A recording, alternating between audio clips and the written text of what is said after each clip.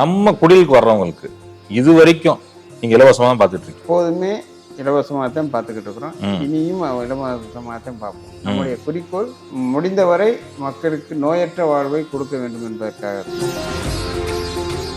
இந்த நோய்க்கு அடிப்படை காரணம் என்ன? சாப்பிடும் உணவை தவிர வேற என்ன சொல்ல முடியும்?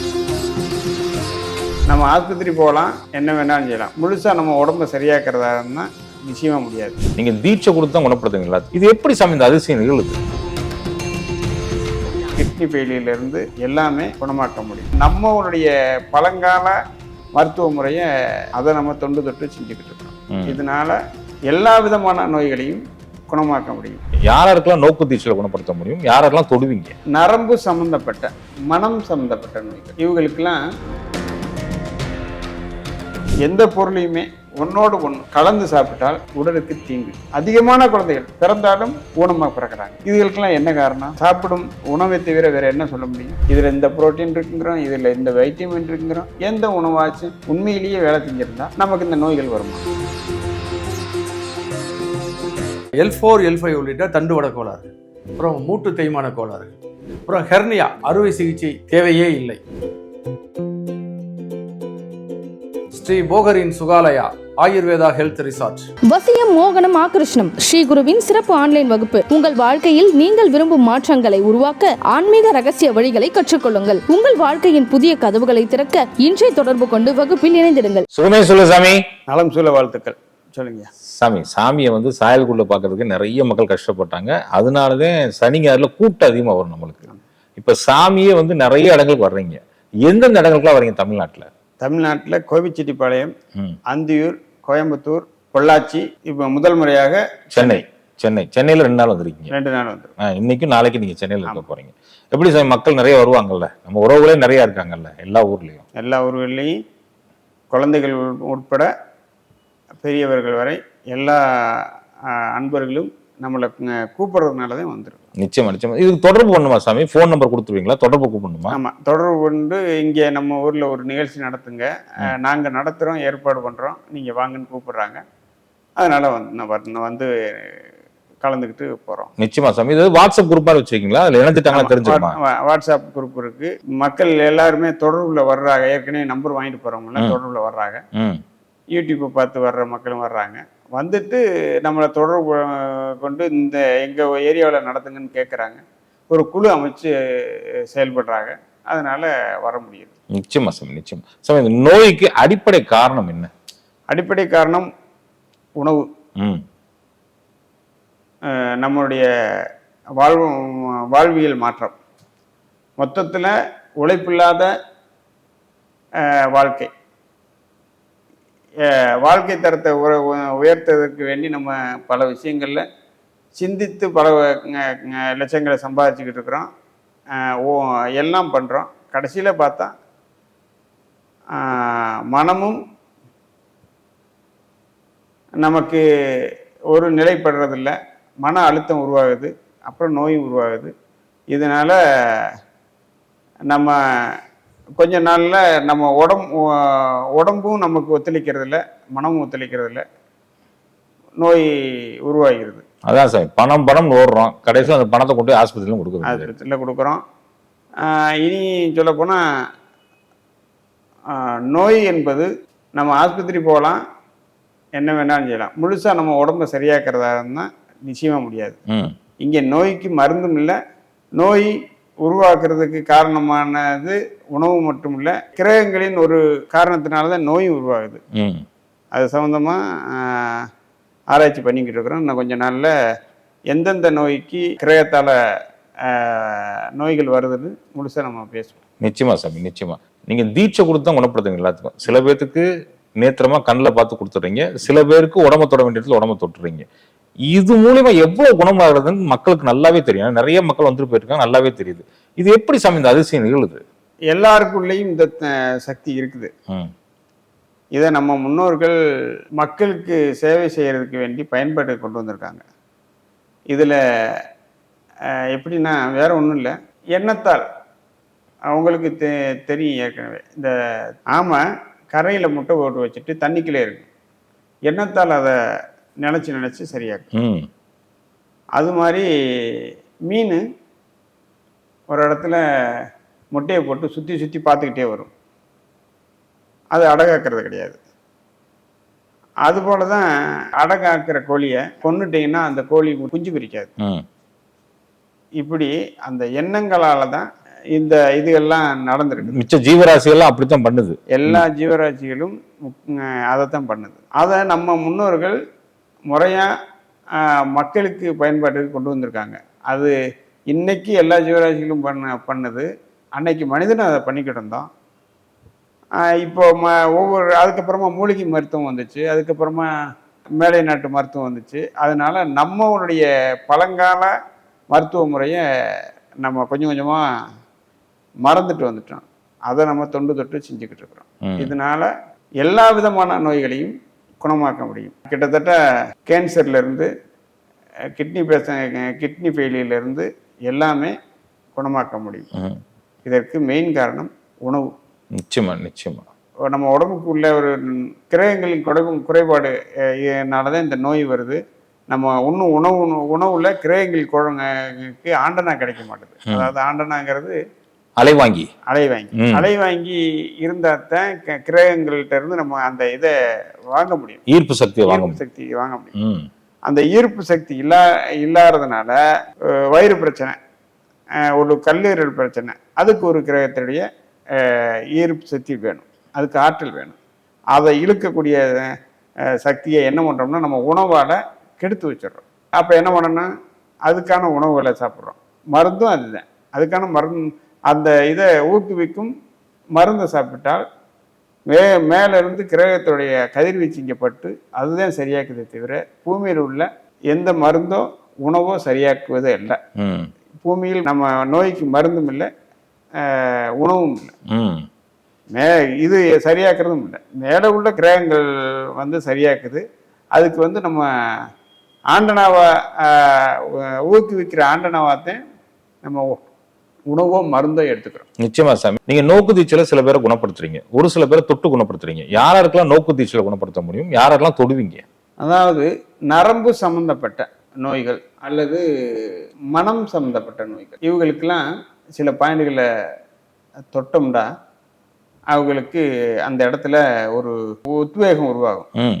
நான் வந்தப்பே பார்த்துருக்கேன், ஆம்புலன்ஸ் வந்தவங்க கொஞ்சம் நடந்துட்டு போனதெல்லாம் பார்த்துருக்கேன். ஆமாம், அது என்ன காரணம்னா அவங்களுக்கு திடீர்னு தட்டி எழுப்புறது. இது பண்டைய கால முறையில் என்ன சொல்றதுன்னா, இந்த போர் வீரர்கள் சண்டை போடும்போது அங்கங்கே அடிபட்டு விழுந்துட்டா உடனே அவங்கள எழுப்பி விடுறதுக்காக ஒரு சில பாயிண்ட்களை தட்டினோம்னா அவங்க எந்திரிச்சு உடனே போயிட்டு இறங்குவாங்க. அந்த முறை தான் நம்ம முன்னோர்கள் பயன்படுத்தினது. அதனால அந்த மாதிரி பண்ணுறது உண்டு. உடனே மனம் தளர்ந்தவங்களை உடனே தட்டி எழுப்பி விடுற ஒரு முறை தான், அதுவும் பண்ணலாம். நோக்கு வர்மங்கிறது மொத்த ஆற்றலை மேலிருந்து பிரபஞ்ச ஆற்றலை எடுத்து அப்படி இந்த நான் சொன்னேன் இல்லையா, நம்ம ஆண்டனா மாதிரி இழுத்து மொத்த பவரை கொடுக்கறது, ஒவ்வொரு உறுப்புகளுக்கும் பவரை கொடுக்கறது.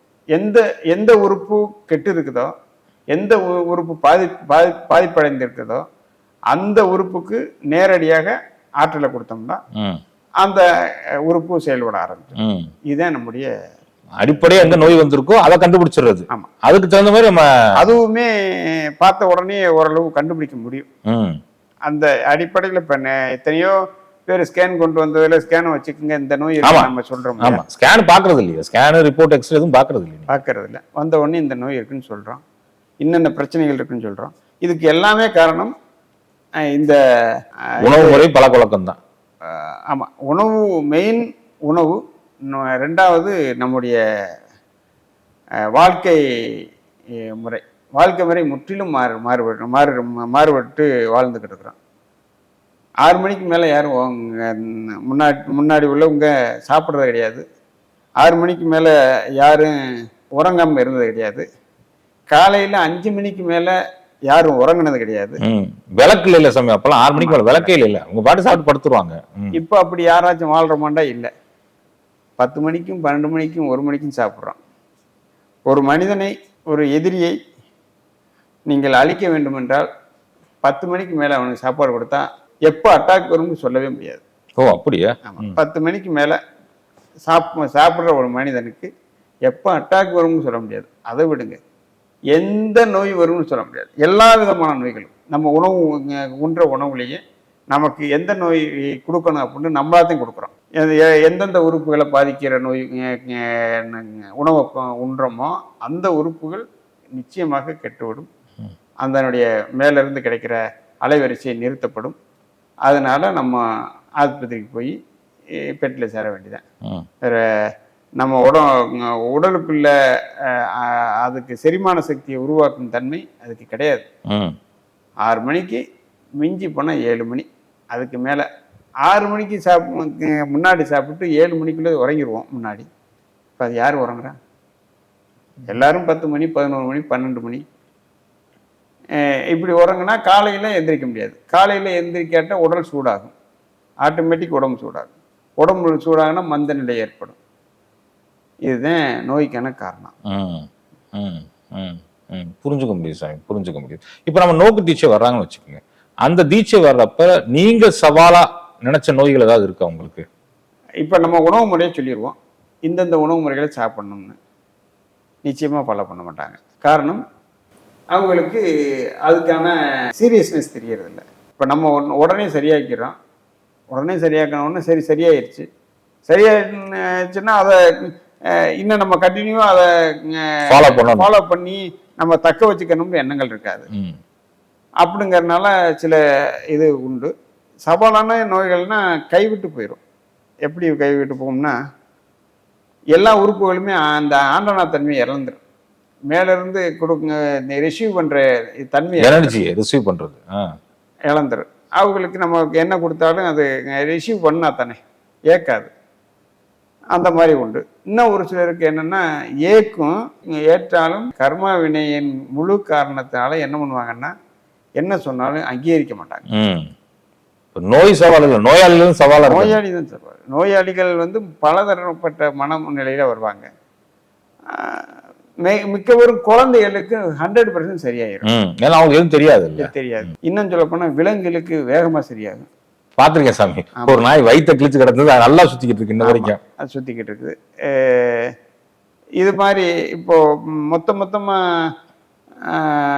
இறந்த ஆட்டு பண்ணைகள்லாம் எத்தனையோ பேருக்கு ஒரே நாள்ல சவாலா எடுத்து ஒரே நாள்ல சரியாக்கி இருக்கிறோம். அதுக்கு மேல எந்த உயிரும் போனது கிடையாது. நீங்க நம்ம குடிலுக்கு வந்திருப்பீங்க, அப்பப்போ பாம்புகளும் அது இதுவும் பார்த்துட்டு போகும். அவங்க உடம்பு முடியலன்னு நமக்கு தெரியும், அதனால ஆசீர்வாதம் பண்ணி அனுப்புறோம். இப்படி மனிதர்கள் தான் நம்ம சொல்றத நடைமுறைப்படுத்துறது இல்லையே தவிர, நம்ம அவங்க உடம்பை கெடுக்கிறது அதிகமா மனிதர்கள் தான். இப்ப நாய் கூட காலையில உடம்பு சரியில்லைன்னா ஏதாச்சும் ஒரு நம்ம அதுக்கு தெரியும், புல்லு இயற்கை மூலிகைலாம் தெரியும். 2 கடி கடிக்கும், நாக்குல சிக்கப்படும், உடனே வாமிட் பண்ணிடும். வாமிட் பண்ணிட்டு அது சரியாயிக்கிறோம். இது ஒவ்வொரு நாளும் நாய் செய்யும், நம்ம செய்வோம்னு செய்ய மாட்டோம். டெய்லி எத்தனை பேர் இந்த நாக்கை வலிச்சு சுத்தம் பண்ணிட்டு வளலை எடுக்கும் பழக்கம் யார்கிட்ட இருக்குது? இப்ப இல்ல 80களில் இருந்துச்சு, இப்ப இல்ல. எல்லா நம்ம முன்னோர்களும் பண்ணிக்கிட்டு தானே இருக்கு. ஆமா. அது பண்றதுனால எவ்வளவு கெமிக்கல் ரியாக்ஷன் நம்ம வயிற்றுல இருந்தாலும் வெளில வந்துடுமா இல்லையா? இது பண்றது இல்லை. அதனால நமக்கு முன்னோர்களுடைய வாழ்வியல் முறையிலிருந்து நம்ம மாறுபட்டோம். பலவிதமான நோய்கள் நமக்கு வந்திருக்கு. நிச்சயமா சாமி. Rheumatoid arthritis, psoriatic arthritis, gouty arthritis, osteo arthritis, இதுக்கெல்லாம் வாழ்நாள் முழுக்க வீரிய மருந்துகள் எடுத்துக்கணும்னு அவசியமே இல்லை. ஸ்ரீ போகரின் சுகாலயா ஆயுர்வேதா ஹெல்த் ரிசார்ட். நம்ம ஆசிரமத்துக்கு வர்றப்ப சாமி ஒரு 3-4 பொருட்களை சாப்பிடக்கூடாதுன்னு போட்டிருப்பீங்க. அது என்னென்ன பொருட்கள் சாமி? அது ஏன் சாப்பிடக்கூடாது? பால் சாப்பிடக்கூடாது. எந்தெந்த உயிரினங்கள் திரும்ப, அதாவது அந்த பால் குடிக்கும் காலகட்டம் முடிஞ்ச பின்னாடி எந்த உயிரினம் போய் திரும்ப பால் குடிக்கும்? நம்ம சொல்ற வரைக்கும் பாத்தீங்கன்னா பூனை பால் குடிக்கும், நாய் பால் குடிக்கும். அதை நம்ம பழக்கப்படுத்திருக்கோம். நாயும் பூனையும் பால் குடிக்கதான் இல்லை, அதுவுமே நம்ம ஈஸியாக அதுக்கு கொடுக்கணுங்கிறதுக்காக நம்மளா கறந்து அதை பழகிக்கிட்டே வந்துட்டோம். அவ்வளோதானே தவிர எந்த நாயும் பூனையும் தனியாக போய் கறந்து குடிக்கிறதில்ல, கறக்கவும் தெரியாது. ஆனால் அது பச்சையாதையும் குடிக்கும். ஆமா ஆமா, சூடு இல்ல, வாங்கி அதை ஊத்திட்டா குடிச்சிடும். நம்ம தான் கறந்து அதை சூடு பண்ணி சீனியை போட்டு இல்ல ஆடெல்லாம் போட்டு பண்றோம். எந்த பொருளையுமே ஒன்னோடு ஒன்று கலந்து சாப்பிட்டால் உடலுக்கு தீங்கு. ம் ஒரு பழம் கூட ஆப்பிளையும் ஆரஞ்சையும் சேர்த்து சாப்பிட்டா உடம்புக்கு நல்லது இல்லை. ம் ஆப்பிள் சாப்பிட்டா அந்த டயத்தில் ஆப்பிள் மட்டும் சாப்பிடணும். ம் அது செரிமானம் நடந்த பின்னாடி தான் ஆரஞ்சே சாப்பிடணும். இந்த ஃப்ரூட் சாலட்ல நிறைய வச்சு காம்பினேஷன்ல கொடுக்குறாங்க. எல்லாமே தவறானது. ம் ஃப்ரூட் சாலட் தவறானது. நீங்கள் வேணா ஃப்ரூட் சாலட்டு நைட்டு சாப்பிடுங்க, உங்களுக்கு செரிமான பிரச்சனை வரலன்னா என்னன்னு கேளுங்க. ம் எல்லாருமே சொல்கிறேன், எங்கள் ஃப்ரூட் சாலட் நைட்டு நல்ல ஒரு 2 கப்பு சாப்பிடுங்க. காலையில் எந்திரிக்க முடியாதுங்க, எந்திரிக்க முடியாது, டைஜஸ்ட் ப்ராப்ளம் ஆரம்பிச்சிடும். நிச்சயமாக வரும். நீங்கள் வேணா சாப்பிடுங்க, வேணா ஒரு பழங்களை, இப்போ ஆரஞ்சு பழம்னா ஆரஞ்சு பழம் மட்டும் சாப்பிடுங்க, ஒன்றும் செய்யாது. அதனால முன்னால வெறும் வாழைப்பழம் மட்டும் சாப்பிட்டு படுத்தாங்களோ. ஒன்றுமே நைட்டு சாப்பாடுங்கிறது வாழைப்பழம் தான். இது யாருக்குங்க பசிச்சா ஒரு பழத்தை பிச்சு சாப்பிட்டாங்களே தவிர எல்லாத்தையும் சாலட் போட்டுலாம் சாப்பிடலாம்.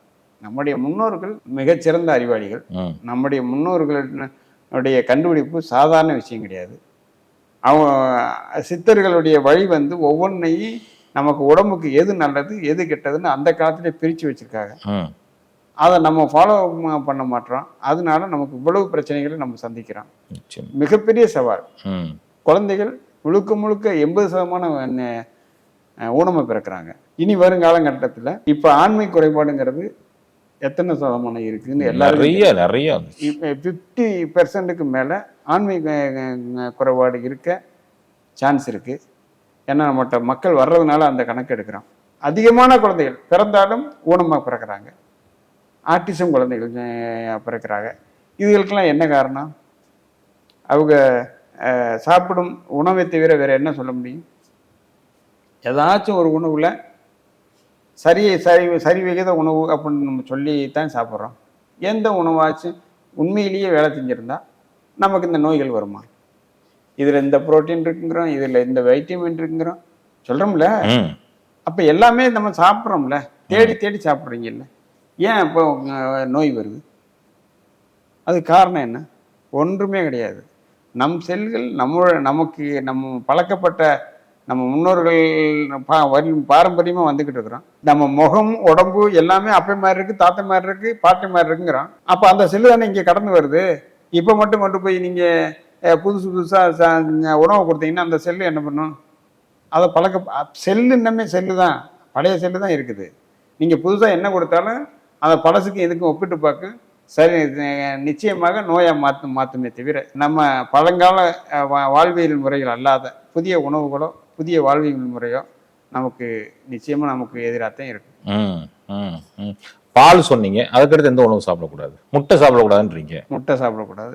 ஏன் முட்டை சாப்பிடக்கூடாது? முட்டையில தான் அனைத்து சத்துக்களும் புரோட்டீன் இருக்குன்றாங்க, அது இருக்குன்றாங்களே. முட்டையா?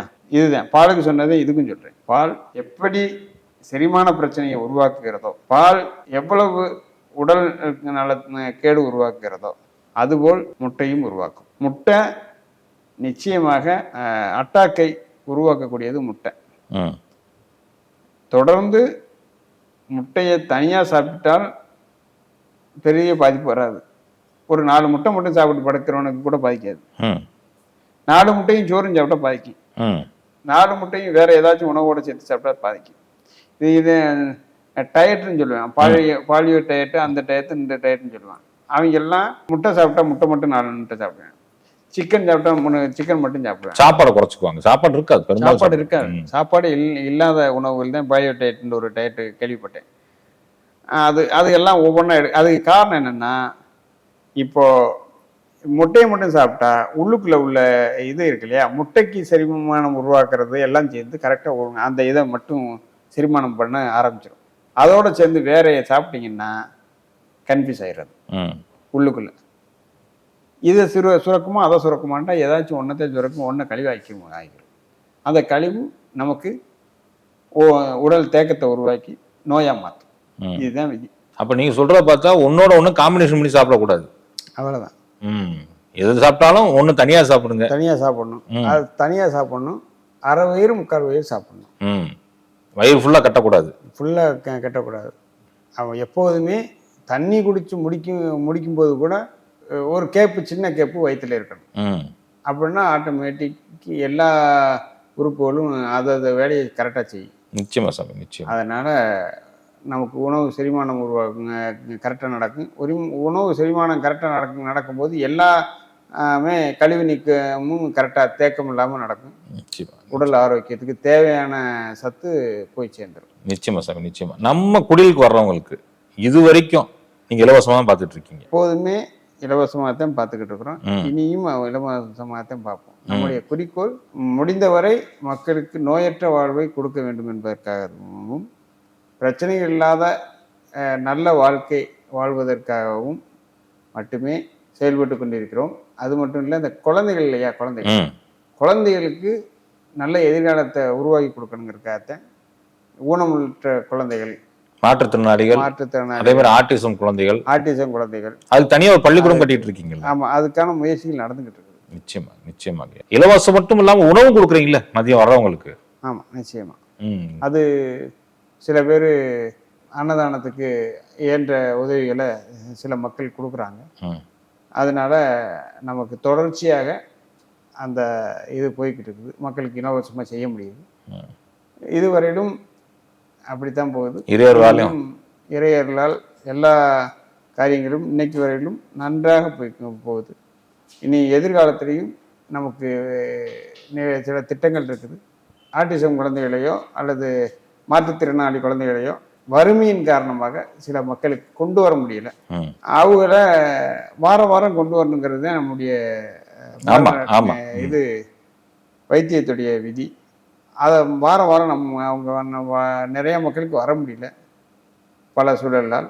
அதனால் அவங்களுக்கு தங்க வச்சு நல்ல ஒரு உயர்தர சிகிச்சையை கொடுக்கணும் அப்படின்னு நினச்சி முயற்சி பண்ணுறோம். அதுவும் இலவசமாகவும். எல்லாமே இலவசம். உண்மைங்க, சூப்பருங்க, சூப்பர் ஐயா. அது போல நிறைய நேர்காணல் கொடுக்கணும். நெஞ்சார்ந்த நன்றிகள் ஐயா. சுகமே சொல்லுங்க. நலம் சொல்ல வாழ்த்துக்கள். நன்றி.